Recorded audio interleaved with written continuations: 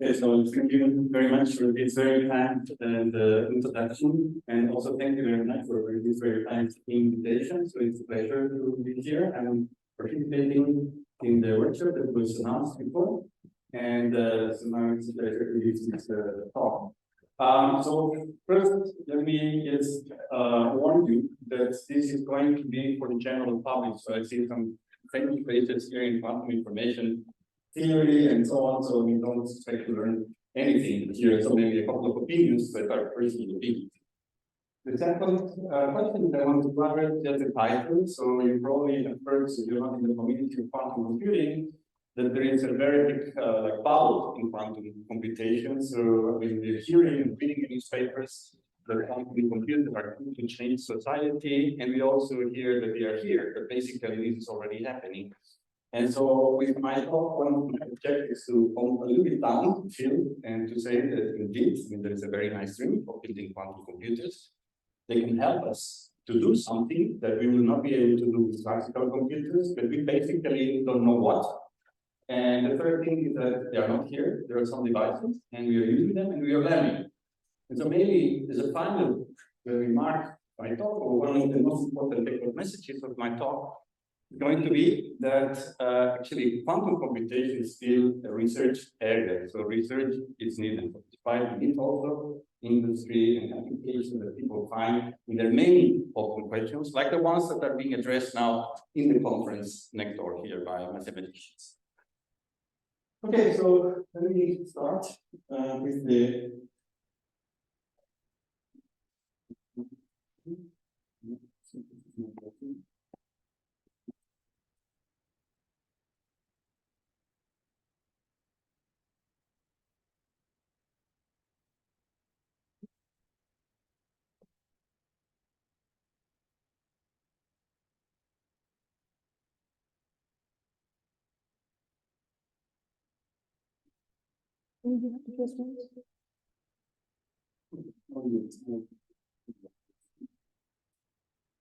Okay, I start with this famous picture, and that's appeared in the New York Times and many conversations with the CEO of Google, in which they announced in 2019 that for the first time quantum computers have performed a quantum calculation that you could not do with classical computers. What if you do with a classical computer, then it would take millions of years. And indeed, this triggered a lot of attention in the field, and very soon after, so many newspapers started just saying that the quantum computer is going to revolutionize basically everything, the retail industry, the automotive industry, machine learning, the data analysis, the financial world, and so on.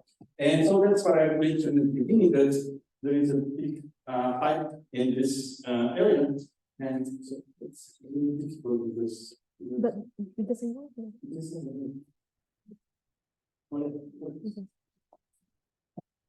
Okay, and so what's the something that I want to address is so first of all, what is quantum computer? So what can it do? And then since we really have one, so we will announce it. And if not, because this will be the answer, we don't have this quantum computer, so when we could have it. And so let me start just from the beginning. So talking about quantum computation, so what is quantum computing? And so quantum computing,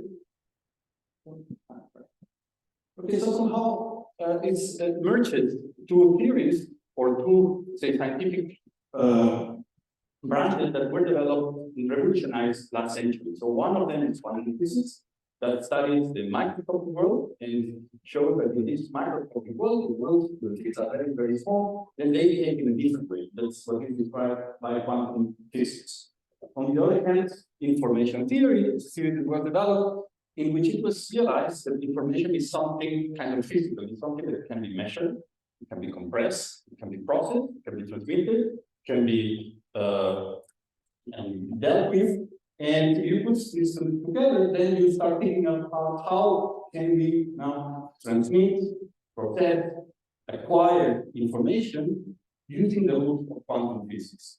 And so you just consider how to process quantum information using, how to process information in the laws of quantum physics using the then you come to quantum computing, you start thinking about how to use the laws of quantum physics in order to transmit better information. Then it's what we call quantum communication. This is what we call quantum communication. And okay, and if you think about how you can use quantum physics in order to extract information, to measure, extract information, to acquire information, we have to use quantum metrology for sensing. So the first message today's talk is that actually quantum computing is just one out of many quantum technologies.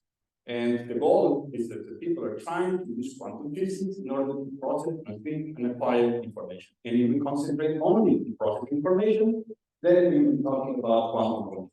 So in my talk, I'm not going to talk about communication. I'm not going to talk about sensing or metrology. That's different topics, but there's also a lot of things. There are also a lot of things going on in the field. But I will concentrate here just on quantum computing.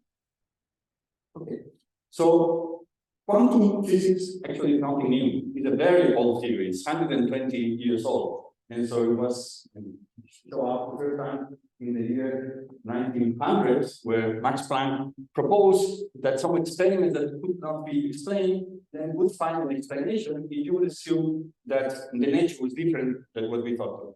And in fact, this theory that we started developing, some other people started developing, turned out to be very useful because it was able to explain from the most elementary particles to basically what is the world that is surrounding us. So quantum physics shows how elementary particles make nuclei, and the nuclei make atoms, and the atoms can compose together and form molecules, and the molecules can make materials, and with that can explain all the physical world that we live in, and actually explain it very well. Not only very well, extremely well. So quantum physics is not just a theory that allows us to make some predictions. It's the most accurate theory that one can ever imagine and one ever had. So today it is possible to make a prediction, an experiment with 15 digits. So the result of an experiment, if I measure this property, will be 1.0010015 digits. And then the experimental result of the experiment work very hard. Of course, numerical science requires a lot of experiments, and then they get these 15 digits. And whenever they improve the experiments and they're able to measure the 16 digits, then coincide with the one predicted by quantum physics. So with that, I want to say that quantum physics is just not a tool that explains things, but we don't know if it's true, it's not true. Actually, quantum physics is something we believe very well, and we need to have a very good reasons for believing. There is not a single experiment which puts in question whether quantum physics is depriving our microscopic world, at least so far. Okay, but now this quantum physics, that's not only for a good understanding of everything that is surrounding us, but it also gets many applications. So we have today superconductor for electronics or NMRs in hospitals and so on, is because of quantum physics. So in fact, classical computers, the computers that we have, work because of quantum physics. So what is different in quantum computation? Well, in quantum computation, we're exploring other laws of physics, which are not typically exploited by electronic devices. So actually, this was also something that was very clear from the 30s in the last century, where Einstein was the first to realize that if you accept that quantum physics is also well in experiment, it has some consequences. And these consequences change very much how we think about nature. So in particular, quantum physics tells that the microscopic objects that we have, actually, they have very strange properties. And in fact, the properties that they have may not be defined until I observe them.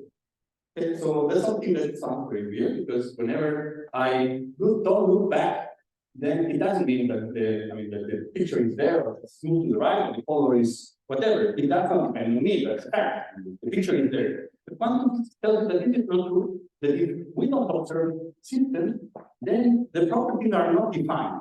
They're not well defined, or may not be well defined. It's only when we observe them that they become defined, and actually with some randomness. And that's what led to Einstein and more small people to make some famous statements like, God doesn't take time to that. So it was hard to believe that nature could be like that. That all things are defined when we observe, and if not, then they are not. It's not that we don't know them. It's not that we are not clever enough. It's not that we don't have good devices to measure them, that they are not defined. So nature has not defined now what are the properties. I have a particle, and this particle we can observe in the microscopic world, then it will not have the position that is defined. It will be like all the places at the same time. And only when I observe that it defines the position. So again, there's a very weird property of physics, that people in the 20s and 30s look more as a curiosity physics that at some point will be corrected, and that because it's only the nature to be like that. This led also to paradoxes and some people who try to explain how we could extrapolate this what happens in the microscopic world. The fact that the properties are not defined, if this would happen in our world, this would give some exotic situation, like a cat living in a car in a box, and we don't open the box, we don't observe, then it can be this being alive that is not defined. So it will be at the same time life and death, and only when we look at it, then it defined is primarily either dead or alive. So that's the typical, that was a well-known example of Tuebingen. Well, the quantum computers are precisely using this very fancy property of physics, namely that things are not defined when we observe. We say technical word, they are in superposition, they are doing many things at the same time, in order to harness and the system and to do something that is not possible with classical computers. So again, quantum computing is a computing based on quantum physics, in which one uses the fact that there are these superpositions, that the properties of this microscopic object in the quantum computer are not defined and can be doing like many things at the same time. So actually, that's again with time. So people, when this discussion that happened in the 20s, made into experiments, and some people now several years ago actually they show that it's indeed like that. So that nature is like that things are not defined. And they were recognized with the Nobel Prize this year, for example, just because of the fact that they show experimentally that these properties of objects in the microscopic world are not defined until we observe it. So it's nothing that we need to decide, something that has been done now by many people. And so there were smaller previous Nobel Prizes that also paved the way to experiments, also experiments that are going on regarding these properties. Okay, so now if we take this into account, this means that if I have a microscopic object, like an atom or a molecule, then it can have these properties not defined, or it can have one property taking several values at the same time. Just think of one atom, and an atom is a property which is called spin, that is something else that it behaves like a magnet. Because an atom is like a very little magnet, and you can then take the magnet and the north pole can point up. And then we say that it's a spin up, and if the north pole is pointing up, then we say that it is a spin up. And according to quantum physics, if an atom can be spin up or spin up, can be at the same time spin up or down. So it has not, can be, if you don't observe it, it can be what we call a superposition. It has not defined yet what is spin up and spin out. And only when we look at it, then it will be defined it's spin up, spin out. So this means that now if we associate information, this property of this physical object, for example, we say that an atom spin up represents 0 and spin down represents a 1, then apart from having the possibility of having a 1 and a 0, I can have superpositions. And these bits that have this quantum superposition we call quantum bit or qubit. So in other words, we can have an atom, we can store a qubit, and we use superposition of 0, 1. That's something that we derive mathematically like that. So using 0 and 1 and this alpha and beta. Yes, that is a little bit. So what is the probability whenever we observe it, we will use spin up? Well, this is not only a property of atoms, it's a property of many systems. For example, we can also have superconductors. These are also small devices that conduct electricity. And so these are liquid circuits. And we could store 0 in this liquid if the current goes clockwise, and 1 if the current goes counterclockwise. And according to quantum physics, if this is really microscopic and under a proper condition, then it should be possible to have a superposition of having clockwise and counterclockwise current at the same time. And only when you observe it, then it will be defined this clockwise or counterclockwise. So it means that you can have a qubit and store it in different physical systems, in different platforms, atoms, conductors, electrons, photons, microscopic particles. Now, the situation gets more interesting. You have many of these systems. Now, you have many atoms, many superconducting circuits, because in that case, you cannot only have like in case of the atom that all things are down, this is what we associate 0, 0, 0, 0, 0. But we could have at the same time that we have one of the streams up, so it will be 0, 0, 0, 0, 1, or maybe there will be the other stream 1, so it will be 0, 0, 0, 0, 1, 0. And you have how many combinations you have? It is an exponential number of combinations. It's 2 to the power n, where n is the number of atoms. For example, you have 300 atoms, then the number of possibilities that you have in this superposition is 2 to the power 300. And this 2 to the power 300 is a huge number. It's more than the numbers atoms that we did in the whole universe. So now, it means that if I have now a set of n qubits, 300 qubits, for example, then in principle, if I can observe and I do the property, I can have superposition, and it can have at the same time all the possibilities like in parallel. And that's something that is classical. It's classical in our world, in our microscopic world, is either 0 and is 1. You cannot have superposition. So we see that in the quantum world, we can do things that we cannot do in the classical world. We can have superpositions and somehow have at the same time all these possibilities like living together. And so now what we do in quantum computing is we just use superposition to do computation. So the nice way of looking at that is say, well, you can have superposition of all zeros and 1, 0, 1, 1, and so all those.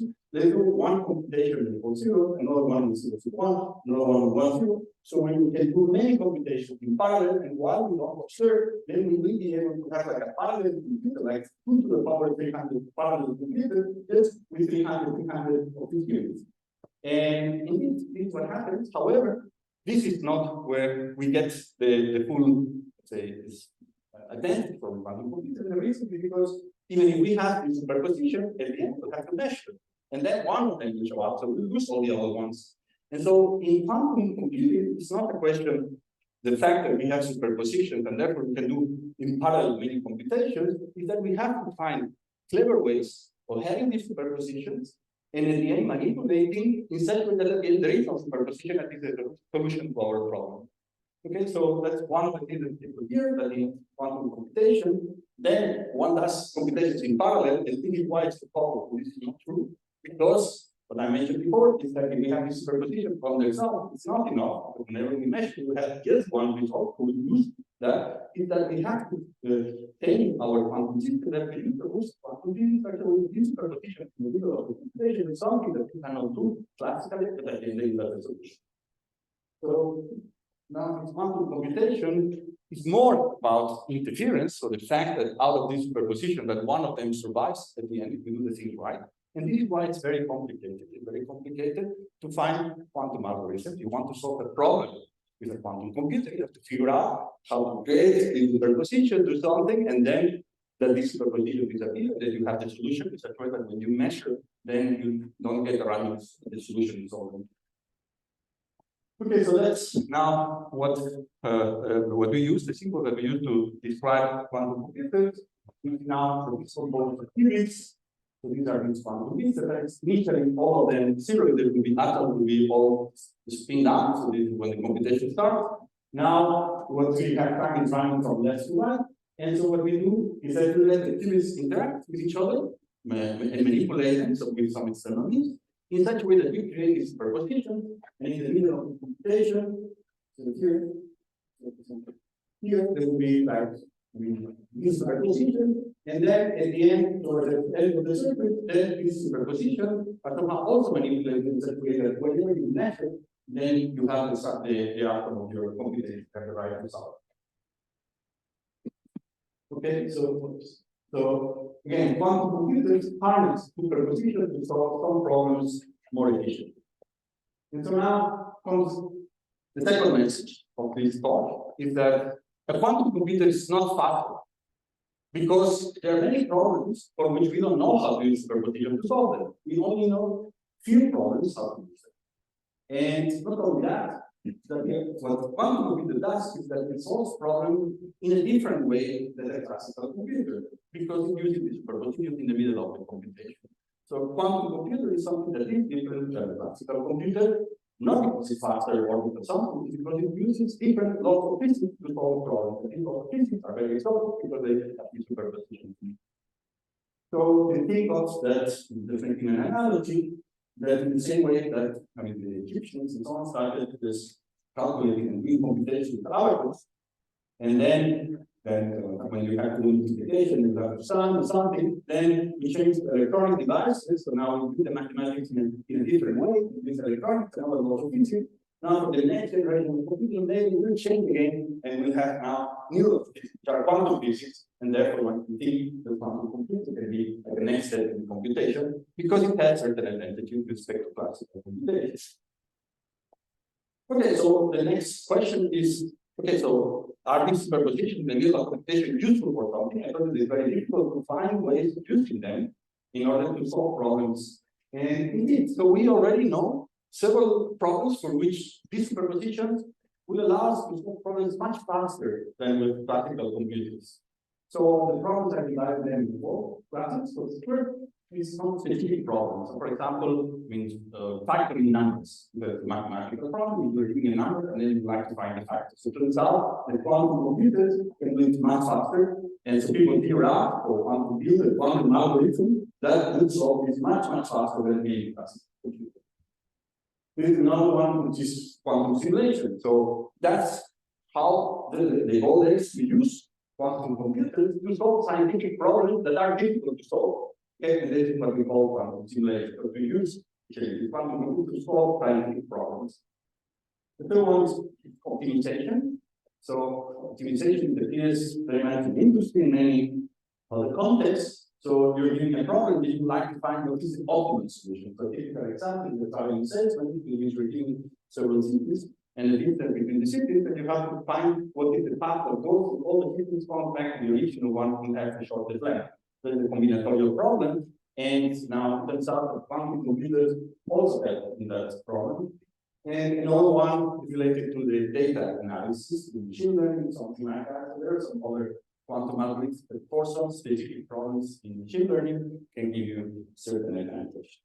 So I have to say that while it is very clear that these are specific problems like factoring and in simulation, the advantage of quantum computer is very different with respect to classical computers. In the case of optimization and data science, there are some issues. The issue is that, for example, in optimization, so while we're what we want to solve a problem with using a quantum computer, then it turns out that if the problem is very small, like you have very few cities, then already the quantum computer will be solved because it's also developed as some the classical computers, it's better to solve with the classical computers.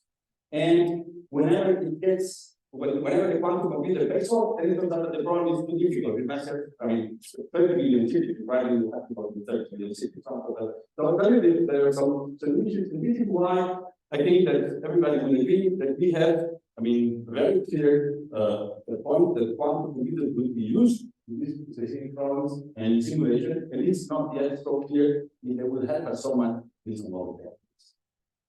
And so it is reason for concern that they have two applications basically for quantum computers.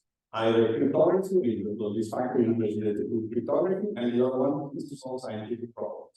Well, I'll tell you that there is not so much concern because we can go 18 years back when the first classical computers were developed, some other ones. And at that time, people built these computers and they knew two applications for these computers. So you know what were the applications? For cryptography, we wanted to decrypt messages, and also for scientific research. And in fact, we have very famous sentences like all of the world is a market for outside computers made by the president of IBM at that time.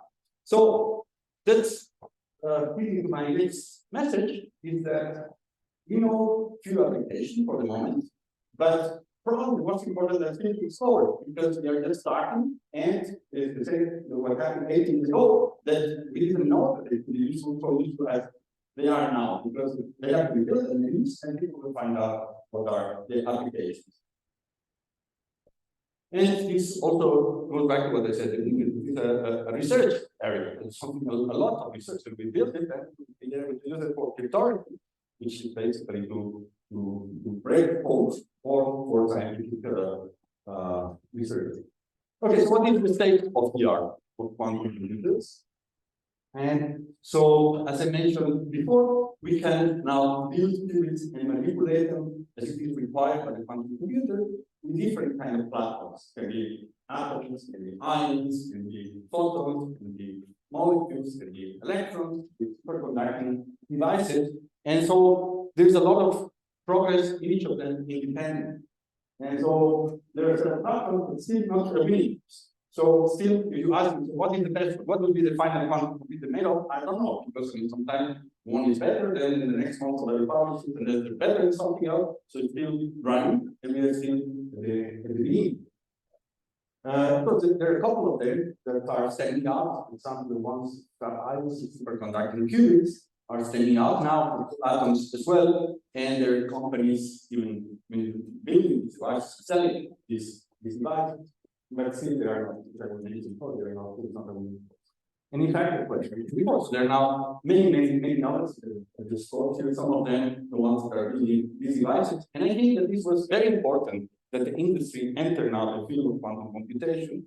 So I've been working, many of you have been working many years on quantum computation, and the progress, experimental progress, relatively slow. We're doing research labs on these people, and I from the industry that puts a lot of engineering and so on. And so this has made the progress be very fast. It's very important that the industry the field and is pushing that part.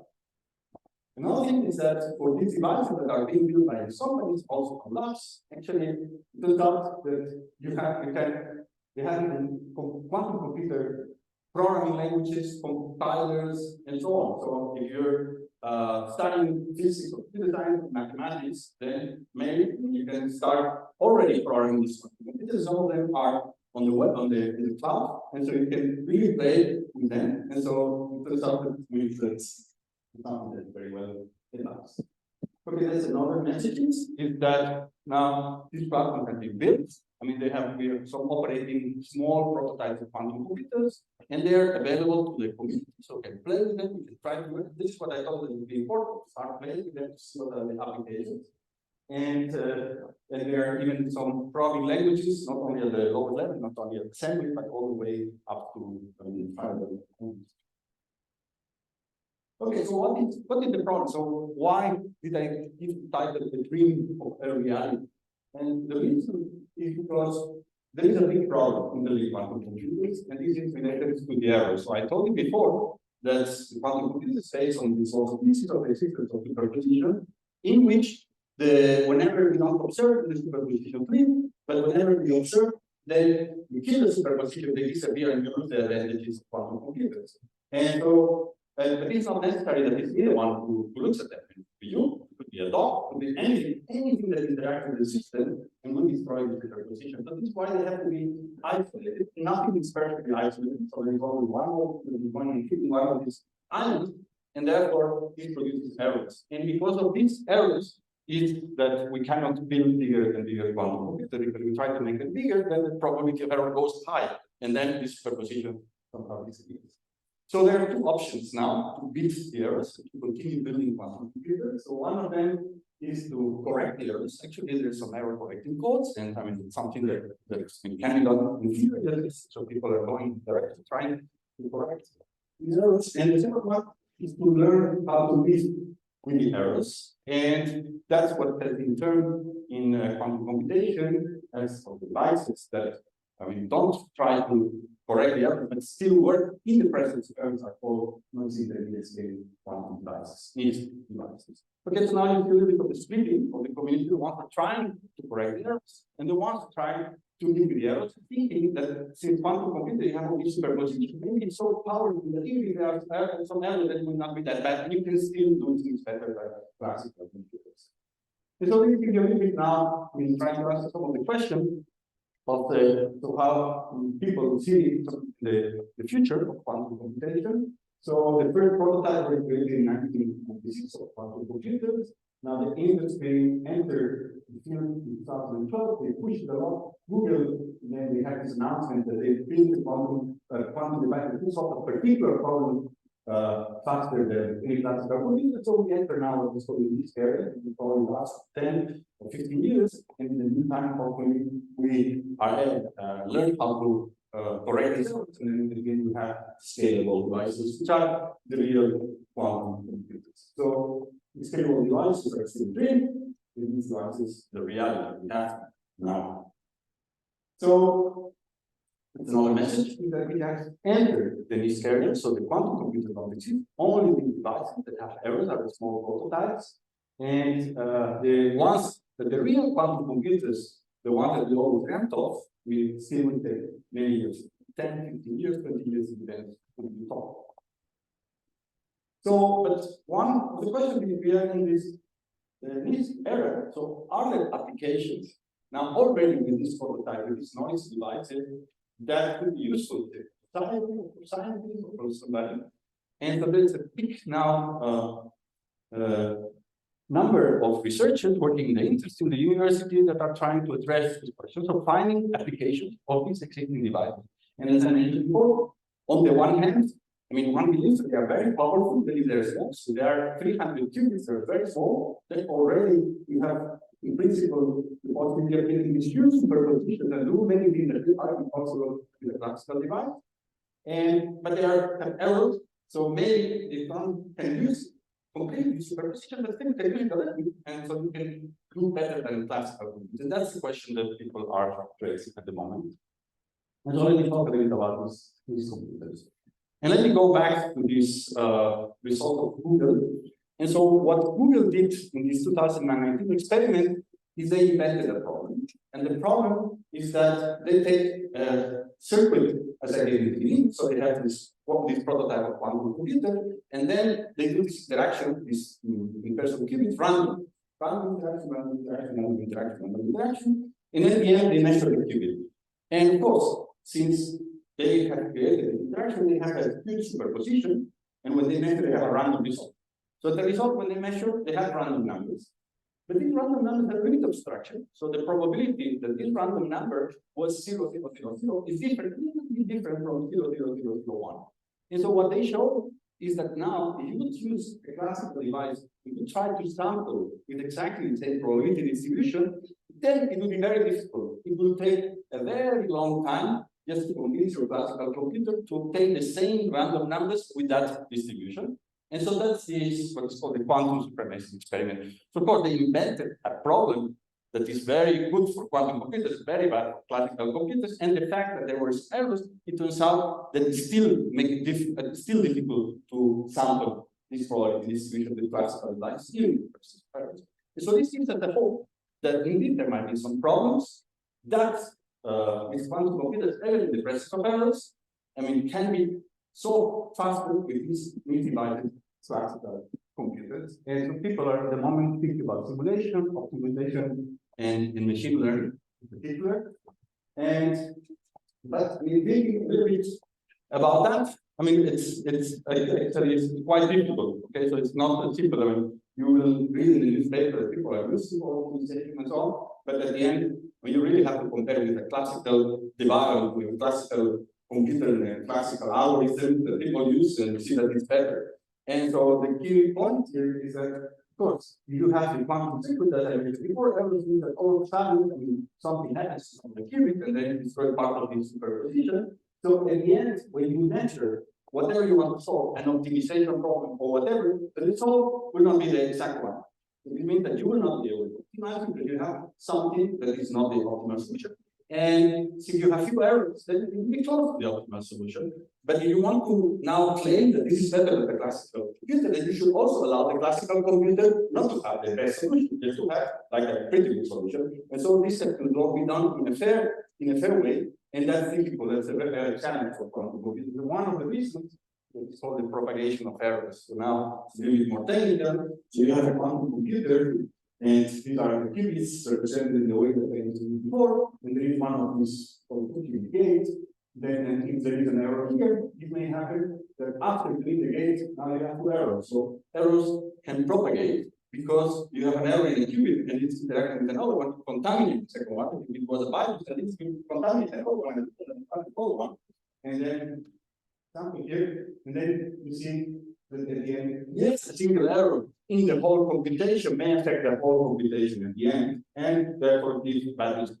So with that, what I want to say is that these devices, it's very good, that we try to find applications of them, but it's tough. Okay, so it's tough, and I think that people realize it's very tough because the classical algorithms that exist for these classical devices for machine learning are extremely good already. So have a very challenging goal.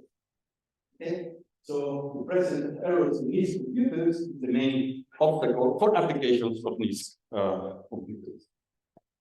Okay, however, I want to end with a positive point, and that's quantum, what is called quantum simulation. So I mentioned before that maybe the best known application that we have of quantum computers is the solution of scientific problems. And it turns out that this is what is called quantum simulation, and it turns out that that's not that bad in the presence of errors. So there is a very big hope that quantum computers, already this third generation quantum computer of these devices, will help us to solve some scientific problems. And I want to say a couple of words about that. And so these are problems that appear in physics, in chemistry.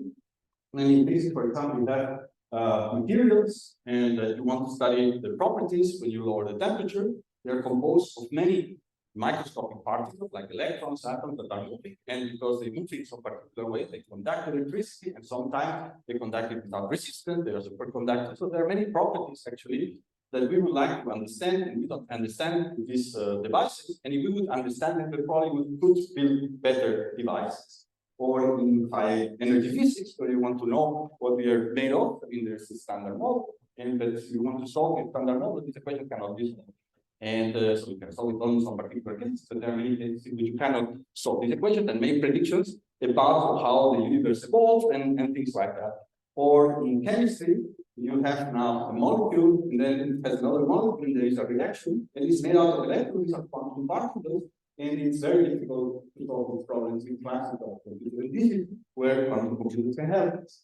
So in fact, I mean, you can formulate these problems mathematically, you put them on a lattice, and then you can translate it in terms of qubits. So at the end, when you want to solve a problem in chemistry, physics, or high energy physics, like the one that I mentioned here, you have just to make predictions about what happens when you have many qubits.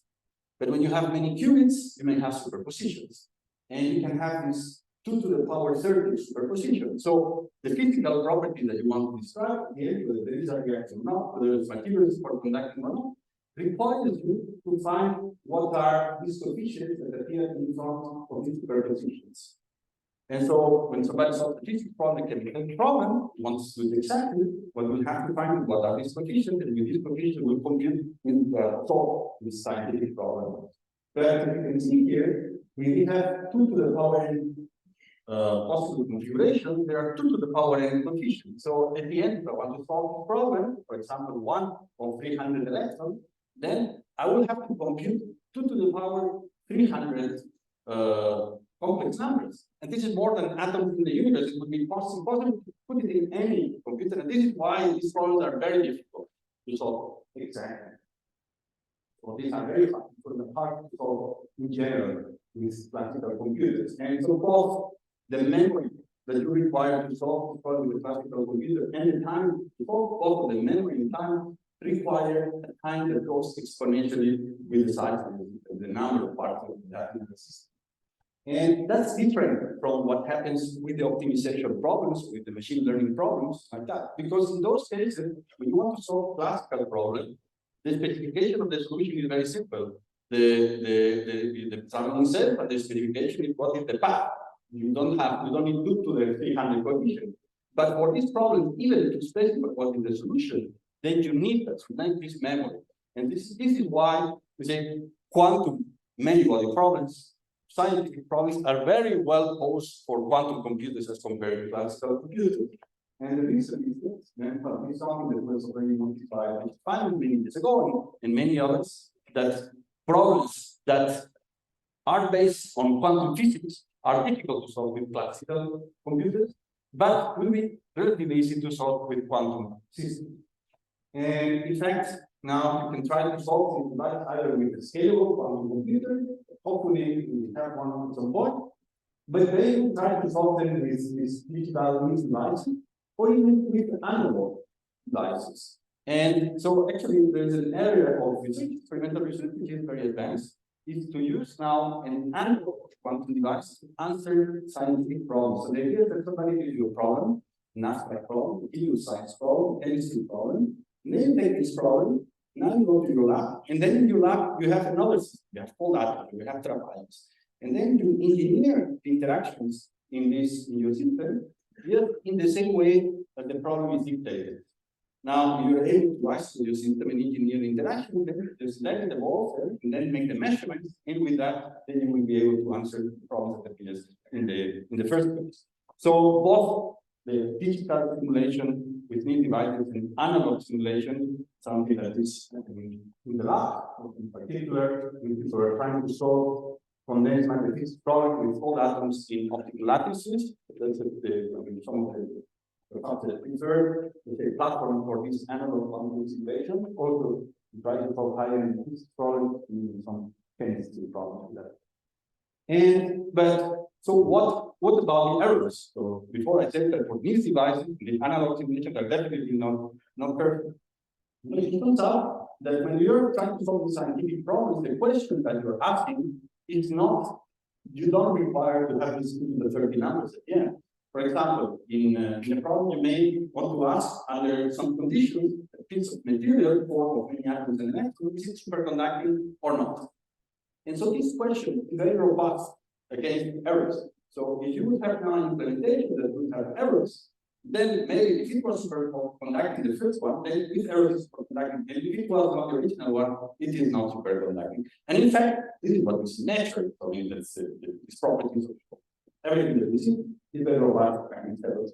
And of course, you can make this more mathematically precise, as I said before. So you do perturbations in Hamiltonian that are extensive. Still, if you look at the classical subgroups, then they don't have this, you have the small errors. But that's something also that you can see experimentally. I mean, this is an experiment that took place in the year 2002, actually, in the labs of my institute in Garching.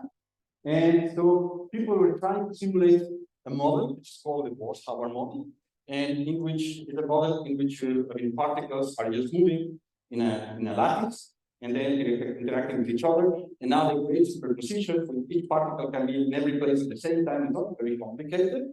And it has been predicted that depending on the parameter that you have there, depending on what is the energy of interaction as compared to the energy of the motion, then you will have a phase. So the behavior will be very different than you change the parameter. In one case, it's an isolator, so the particle basically don't move, don't transport charge, don't transport anything, and in the other one, they move a lot.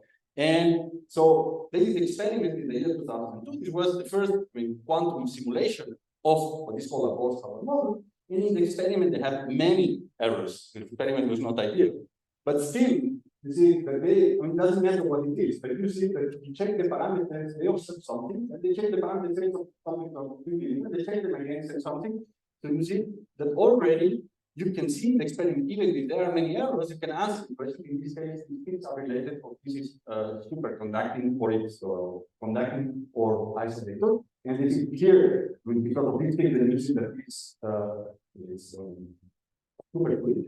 Here it's isolator, this is superfluid. And so you see that even in the presence of error, that you can see for which parameters it will be superfluid or not. And so the hope now is that we address some of the problems in physics that we cannot solve with classical computers, because this proliferation of coefficients that appears in classical computing when using these analog quantum simulators or digital quantum simulators, even if they have errors, we will be able to answer. So quantum simulation of scientific problems will probably be the first application. So I had prepared some transparencies also to talk about quantum physics. I mean, to have like a first course on crash course in quantum physics, but I'm not going to do it because I will feel very ashamed explaining these things in front of you. So I think that I will go directly to the conclusions. And so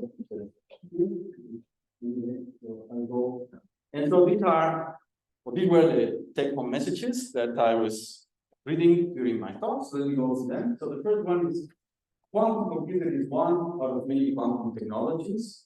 So it's very visible because it appears in the newspaper. At the same time, people are trying to find how quantum physics can help us in communication, metrology, and sensing. The quantum computer is not faster than the classical computer. It's different. Okay, so it can do different things than the classical computer. It turns out that everything that the classical computer can do, you can also do it with a quantum computer. Just don't use superposition, and there is a very simple way of not creating superposition with the gates. So this means that the quantum computer can do whatever the classical computer can do, and more because it uses this law. But this doesn't automatically imply that it will be better in any problem.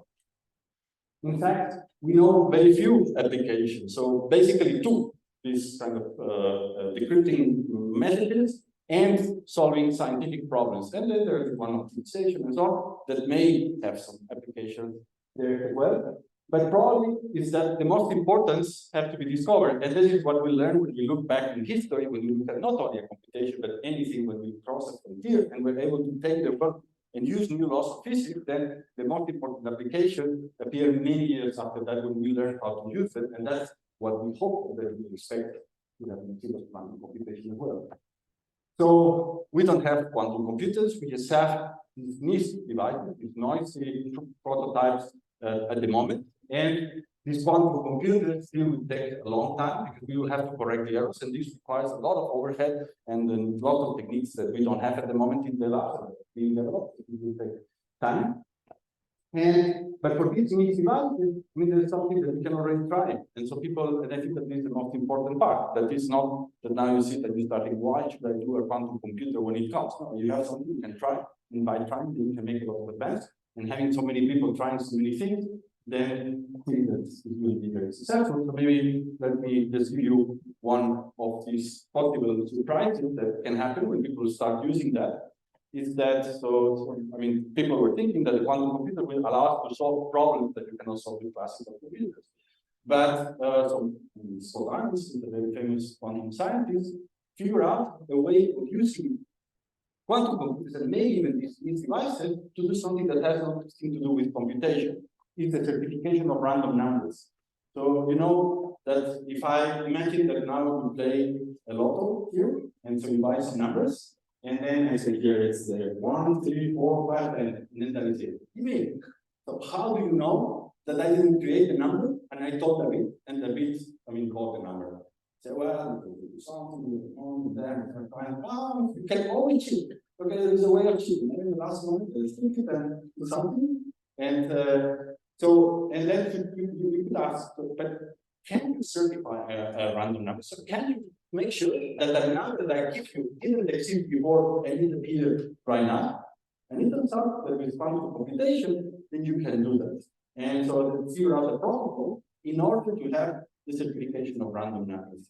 And then you say, well, this will be very useful for photos and casinos and so on. No. I mean, if you have something like a certified random number generation, then you could trust things that you normally don't trust. For example, in blockchain and things, when you have to trust until you don't trust, you have to do this work and data mining and so on. And this, wasted a lot of energy in the computation just to data mine. But if you would have some certified random number, everybody would make sure that the block is assigned to a random person, then maybe you don't have to do data mining. This could save some energy. Because not saying that this is happening, but this is one of the possible applications.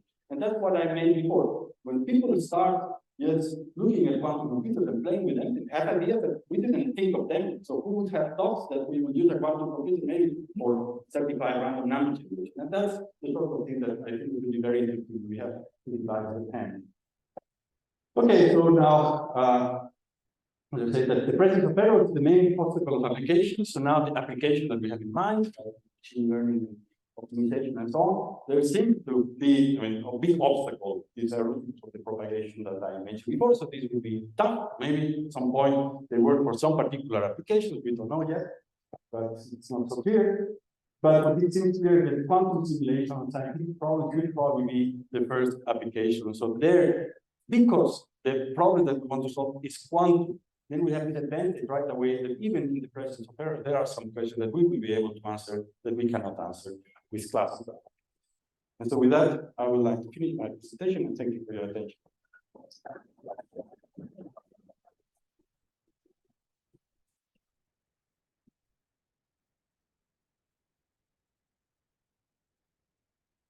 Thank you very much for this great talk. Now we have time for quite a few questions and discussions, so please go ahead. Yeah. Since you were involved in the ability of quantum computation with algorithms, I was curious what your opinion on that. Okay, so let me explain that topological quantum computation is a new way of building quantum computers in which you use some weird properties of some non-existing materials, but that maybe you can create it in the lab, in which you would create for small quasi-particles, and then by moving them and breaking them, you can do a quantum computation. It's a great idea by a very famous physicist, Cirac. And the original claim is that you don't need to do error correction. That's if you do the quantum computation with this system, then they are already automatically protected against errors. And this is not true. Okay, so that's what happens is that they are protected a lot with respect to some errors. So there are some errors that are protected, but still you will have to correct the other errors. So they may help because maybe the errors that it's protecting are the bad errors, the ones that are more important, and therefore we do have now less errors, but still the errors.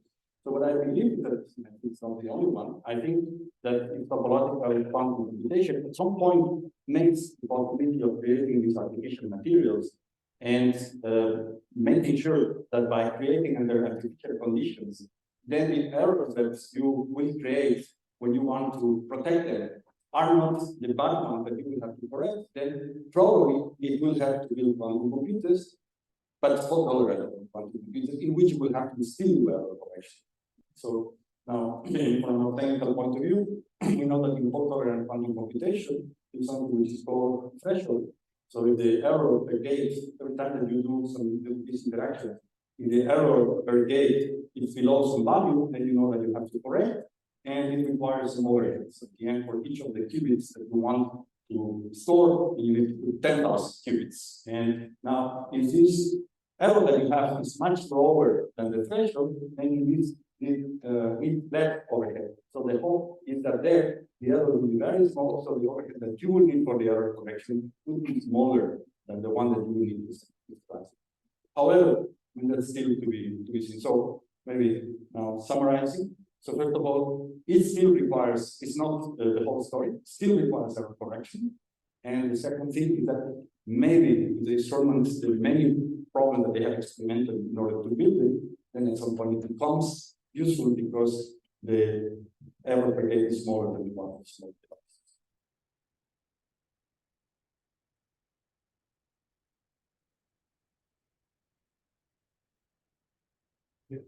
Quantum computers could break out is it even desirable to have them?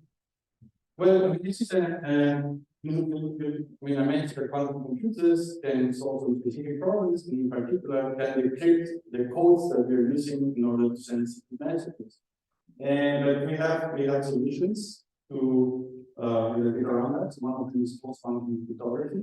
And so when you're scanning the software, the protocol that we use in classical cryptography, we could protect against quantum computers. So that's a typical example where you say we have two applications that quantum computer. One is this decryption, the other one is quantum simulation. But the first one is completely useless, because once we have a quantum computer, nobody will encrypt it anymore, so they will be useless for that. And so indeed, so what I think is that right. So that's once we use this quantum computers, then we have to people are already changing the post quantum cryptography. So that's not a big, it's not a big problem.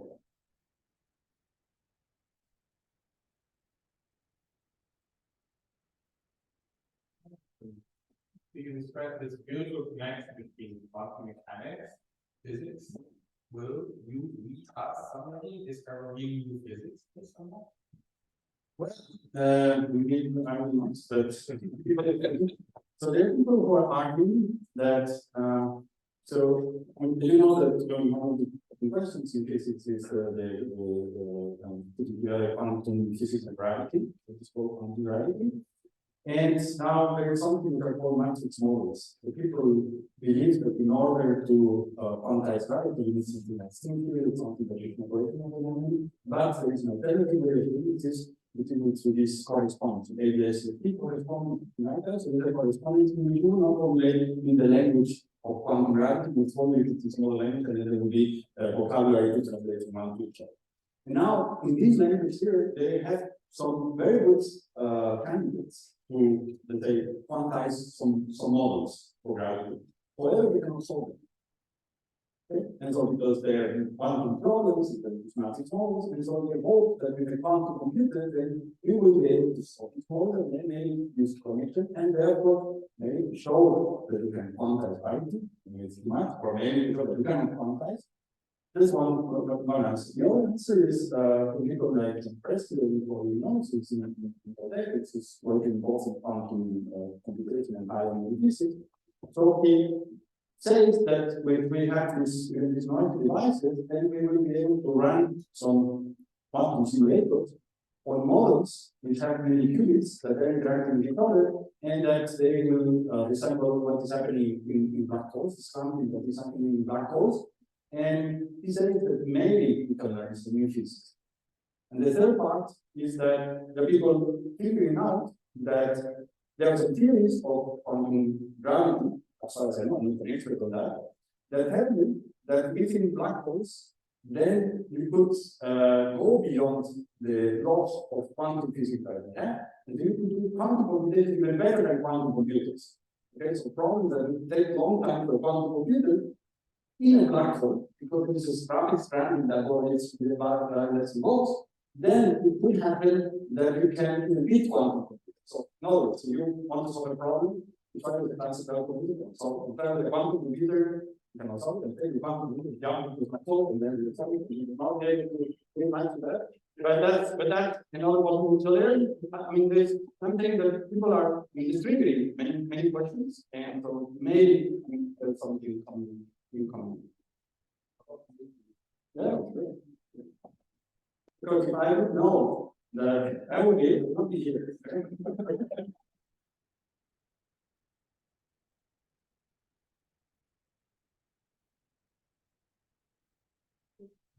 You showed a beautiful quantum simulation experiment in entire software in 2002.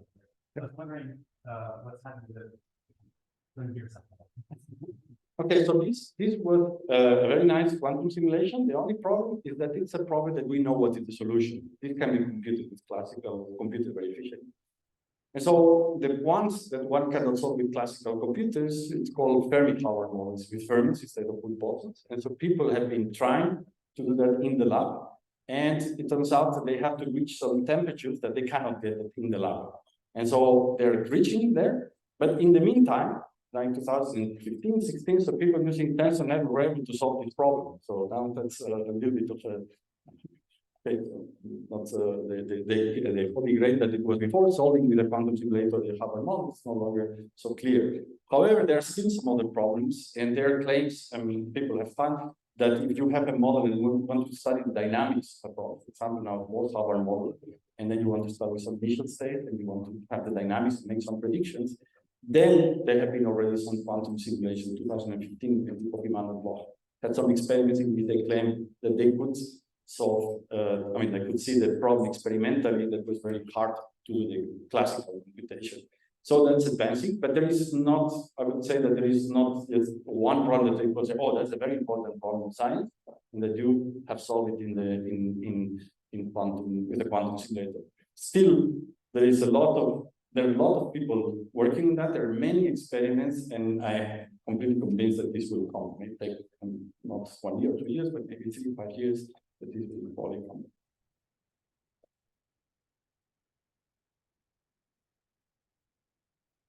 My question. In this race for the scalable quantum computers of the future that we were mentioning, what are the most promising approaches and models that are being used for learning? In your opinion, what is the most promising direction for this?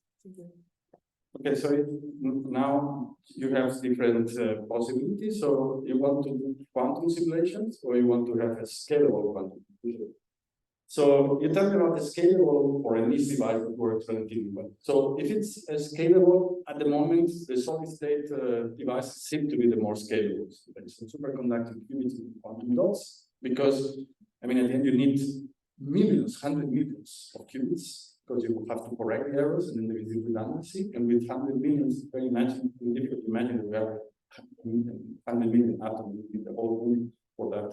And so that's why, for that, I think the problem is safe. But I mean, there are people building ion traps that they say no, that the ion traps are much better. But that, now, for quantum simulation, there's going to be other things. There is another quantum simulator called atoms. I think that's the best to know. There are other experiments with some other technologies, but they are very, very advanced. And now for these niche devices, and then I mean, there is raised. And so superconducting the ion traps were hand in hand. So top ion traps say that they have the best qubits and the best gates. The other one says that they have more, and so they're just jumping on each other. But now they came a third contender. These are Rydberg atoms. Actually, they're done here. So group of who's building this system here. And these are taking over. Now they have in power, for example, 300 of these qubits that work relatively well, and they're doing some computation relatively optimized. So that's like a horse race, and so they're really moving like that.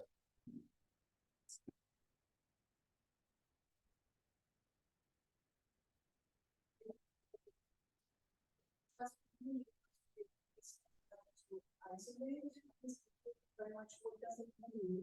Is it very cold or?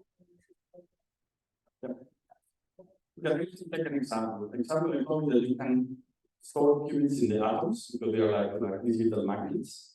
And then you have to have these are ions because they have to levitate. I mean, the atoms that we have here, they're moving 1,000 meters per second. So they're moving so fast and you want to store it, will be somewhere else. So you really have to put them somewhere, you have to cool them, you have to stop them, and then you have to keep them quiet, and you do it just by taking ions and having charged particles, some electrodes that keep them together. But now, because you want to avoid that small atom comes and crashes at any time, then you keep it all the way.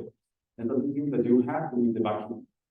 And the vacuum means that you have to take all the particles away. And so in this region that I have here, there are 10 to the 30 atoms.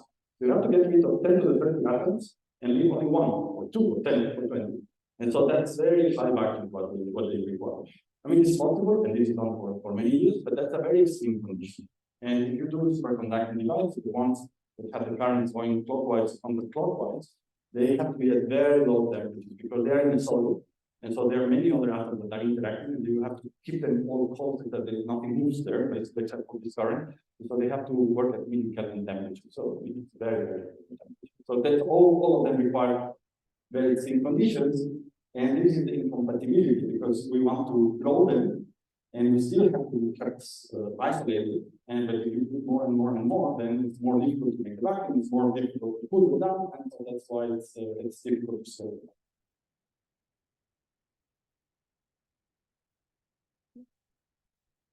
Hi, thank you very much for the presentation, for your explanations. Also very nice to the layperson here in the room. I would like to ask you from a technology policy perspective, what you find to be the greatest obstacles to the advancement of quantum computing technologies now? Is that from the capital, infrastructure, funding? What are we'll say?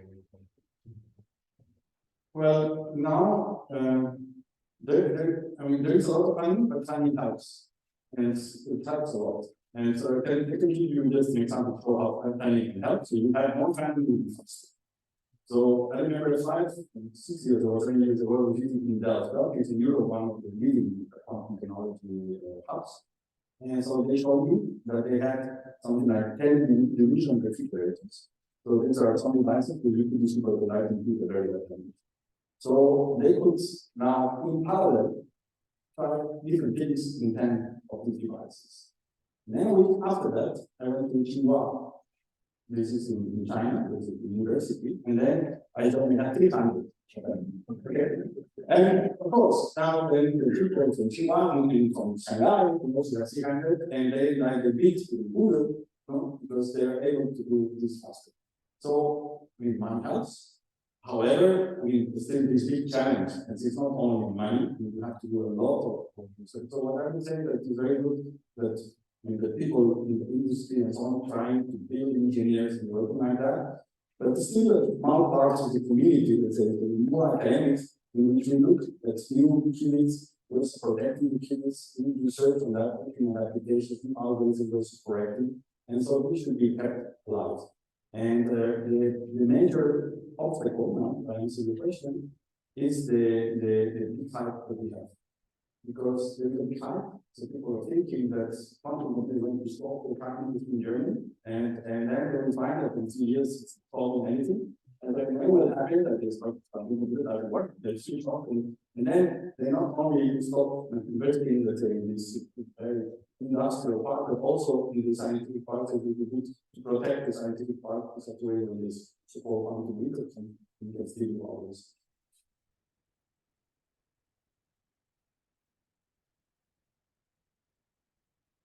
Thanks for the presentation. I actually wanted to ask about exactly that. So in one of your early slides, you had something about Volkswagen and there are numerous examples of companies that investing in this software. What exactly are they doing? Like what? Okay, so they are looking at use cases. Okay, so what they want to find is some of the problem that they have in their factories could be accelerated or solving by using quantum devices. I'll give you an example that I know talks about that. So BMW is painting cars with robots. And so now they want to do it in some time, so they have to take photos, and then the robots is just sitting around and it's painting. Okay, so it's an optimization problem, how to paint in an order that it doesn't end around. And so that's a problem you can formulate as a mathematical problem, and now you can use classical algorithms, and this is what they do in order to do that, and it takes half an hour to paint the car, or I don't know, 20 minutes. And they hope that by using a quantum computer, they will find a solution which will take 5 minutes, and then they will produce much more, because there's a bottleneck. So they're looking at these kind of problems in pharmacy and all, and trying to see if quantum computers can help.